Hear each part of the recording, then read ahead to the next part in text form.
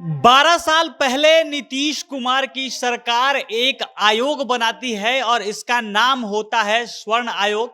इस आयोग का मंशा, इसका मतलब बनाने का जो रीजन होता है कि जो स्वर्ण लोगों की आर्थिक स्थिति है, उनकी समाज में जो दशा है, इसके बारे में जानकारी प्राप्त की जाए।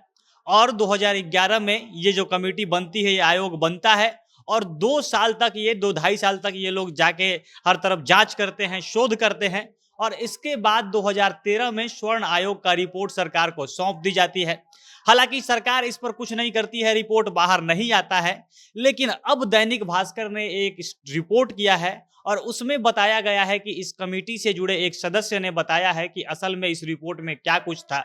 अब एक तरफ जो नीतीश कुमार की सरकार है, अभी जातीय जनगणना करवा रही है। जातीय जनगणना का जो काम है लगभग पूरा हो चुका है, उसकी डाटा एंट्री की जा रही है और 1 दिन 2 दिन जब मतलब चाहे सरकार ये घोषणा कर सकती है कि जो काम है सारा पूरा हो चुका है, सारा आंकड़ा सरकार के पास पहुंच चुका है। और उससे पहले ही जो स्वर्ण आयोग का रिपोर्ट था, जो 2013 में जब पूरा हुआ था, 2011 और 13 के बीच में, उस रिपोर्ट के बारे में जानकारी हाथ लगी है और इसमें बताया जा रहा है कि जो स्वर्ण लोगों की स्थिति है वो काफी खराब है।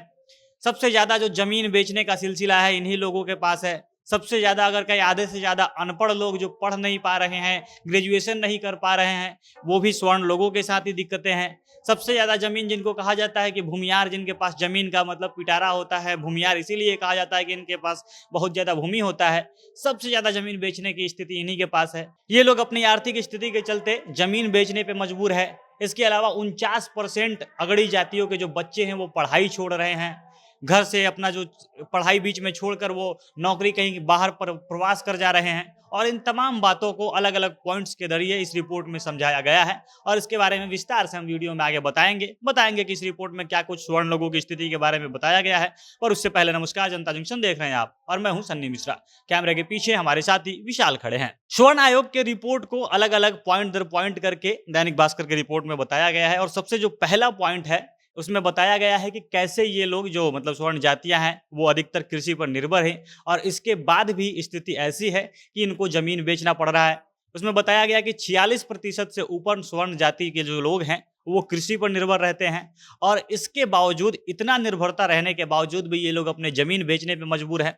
इस रिपोर्ट में बताया गया है, ये 12 साल पहले की रिपोर्ट है, उस समय की स्थिति ये बताई गई है इसमें। तो उस समय बिहार के 46.3% स्वर्णों का मुख्य पेशा कृषि था और रिपोर्ट के मुताबिक ग्रामीण क्षेत्रों में 46.3% स्वर्ण कृषि पर निर्भर है। और अगर जातियों की बात की जाए तो इसमें 37.7% ब्राह्मण थे, 62.5% भूमियार थे जो एकदम कृषि पर निर्भर थे, 50% के करीब राजपूत और 22.1% जो कायस्थ हैं। इन लोगों का भी मुख्य पेशा कृषि था। और इस रिपोर्ट में बताया गया कि मुख्य पेशा कृषि होने के बाद भी ये स्वर्ण जाति के लोग अपनी जमीन को बेचने में मजबूर हैं। रिपोर्ट के मुताबिक कि 10.5% से अधिक भूमियार अपनी जमीन बेच रहे हैं और ये आंकड़ा सबसे ज्यादा था दूसरे जातियों के मुकाबले। वहीं राजपूत के पास ये आंकड़ा 8% है जो अपनी जमीन बेच रहे हैं। ब्राह्मण लोगों की संख्या 5.8% है और कायस्थ के लोगों की संख्या 4.6% है जो जमीन बेचने पर मजबूर है। और ओवरऑल की बात करें तो ग्रामीण क्षेत्रों में 7.5% स्वर्ण ऐसे हैं जो अपनी जमीनों को बेच रहे हैं।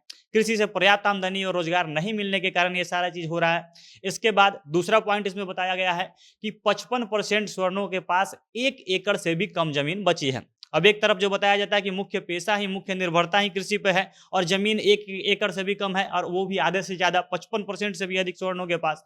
आयोग के रिपोर्ट के अनुसार कि 55.1% स्वर्ण ऐसे हैं जिनके पास अब 1 एकड़ से भी कम जमीन बची है। लगभग 33.4% स्वर्ण आबादी ऐसी है जिनके पास अपनी कृषि योग्य जमीन ही नहीं है, मतलब इनके पास खेती के लिए कोई जमीन नहीं है।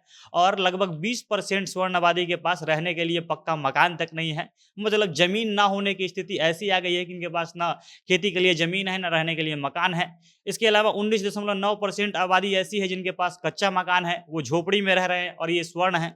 इसके अलावा 47.8% स्वर्णों के पास अपना पक्का मकान है और 24.8% आबादी ऐसी है जिनके पास सेमी कच्चा मकान है, मतलब कि जो दीवार बना के ऊपर से छप्पर ये सब डाल लेना, वो वैसा हाल है। इसके अलावा इस रिपोर्ट का जो तीसरा पॉइंट है उसके अनुसार बिहार के 36% स्वर्ण गरीबी रेखा के नीचे रहते हैं। मतलब कि 36.6% जो स्वर्ण है वो गरीबी रेखा के नीचे हैं। सरकार का जो पैमाना होता है, जो बीपीएल कार्ड, उसके हकदार हैं। जबकि 48.7% जो ग्रामीण आबादी है स्वर्णों की, वो एपीएल कार्ड वाले हैं। और वहीं पर 14.2% आबादी है जिनका राशन कार्ड अभी तक नहीं बन पाया है, जबकि ये इसके हकदार हैं। इसके अलावा 79% स्वर्ण आबादी ग्रामीण क्षेत्रों में नियमित तौर पर जो सरकारी राशन दुकान से जो मिलता है उसके उपभोक्ता है, क्योंकि इनकी हालत बहुत खराब है, बहुत गरीब है। चौथा पॉइंट उसमें बताया गया है कि ग्रामीण क्षेत्रों में भूमिहार और शहरी क्षेत्रों में जो कायस्थ जाति है, ये लोग सबसे ज्यादा बेरोजगार हैं। आयोग का जो रिपोर्ट है उसके अनुसार 9.6% जो स्वर्ण आबादी है वो ग्रामीण क्षेत्रों में वो बेरोजगार है, और सबसे ज्यादा बेरोजगारी भूमिहार युवा में है जो 13.2% से ऊपर है। इसके अलावा शहर में अगर बात की जाए तो कायस्थ लोगों की बेरोजगारी सबसे ज्यादा है जो 14% से ऊपर है। पांचवा जो पॉइंट था इसमें बताया गया कि ग्रामीण क्षेत्रों के 90% स्वर्ण युवाओं के पास ग्रेजुएशन की डिग्री नहीं है, क्योंकि इनकी स्थिति इतनी खराब है कि ये लोग एक समय के बाद पढ़ ही नहीं पाते हैं। 10th 12th करने के बाद ये लोग पढ़ाई छोड़ देते हैं, क्योंकि इनके ऊपर काम का बोझ आ जाता है। छठा पॉइंट इसी के ऊपर फोकस है कि ग्रामीण क्षेत्र के 49% स्वर्ण बच्चे गरीबी के कारण पढ़ाई छोड़कर चले जाते हैं और दूसरे जगह, क्योंकि उनके अभिभावक मना कर देते हैं कि लोगों का मानना है कि पढ़ाई जरूरी नहीं है, कमाना जरूरी है। और जो सातवां पॉइंट है वो भी इसी से जुड़ा हुआ है कि 43.5% स्वर्ण पलायन को मजबूर है, यानी अपना घर छोड़कर कहीं दूसरे जगह पे नौकरी करने के लिए जाने को मजबूर है।